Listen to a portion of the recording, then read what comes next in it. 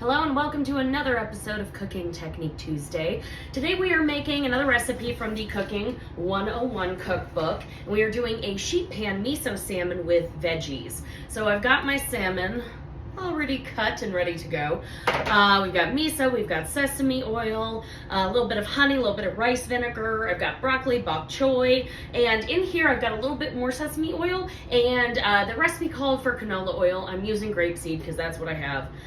It's all good. It's really, we just want a not overly flavorful oil. So I would try to use like a vegetable oil instead of olive, but really use whatever you need. So we're going to mix together the canola oil and the sesame oil with our veggies and put them on the sheet pan and throw it in the oven. It's actually really quick and easy. So let's go ahead and get started. All right, so first I'm going to take my bok choy and I'm going to place it on my sheet tray. I may or may not have enough space for quite all of this, but we shall see. So I've got this here. I think I can fit a couple more. There we go. Yeah, I'm just gonna kind of stack them on top of each other. And what I'm going to do next is take my pastry brush. Oop, there we go. And lightly brush it with some oil. Grab underneath here.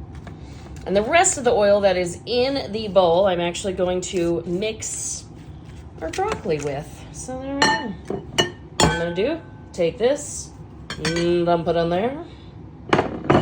And with my personal favorite tool, my hands, I'm just going to toss these in the oil. I can smell the sesame oil, which I absolutely love. It's a great oil. I always try to keep sesame oil on hand just because a little goes a long way. Has a lot of flavor to it, and that's one of my favorite things to do, is cook with things that have a lot of flavor and don't have a crazy amount of calories. Alrighty.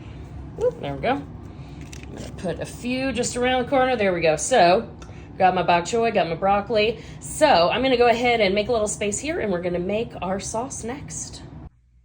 All right, just to save a little time, I went ahead and mixed up my miso paste with the oil and the vinegar, a little bit of honey. It smells delicious. And I also salted my vegetables just a little bit as well. So I did not salt the salmon because what we're doing is we are basting it basically with our miso. Whoops, there's a little bit off, that's okay. So I'm just nicely coating my salmon, and then we're gonna bake it.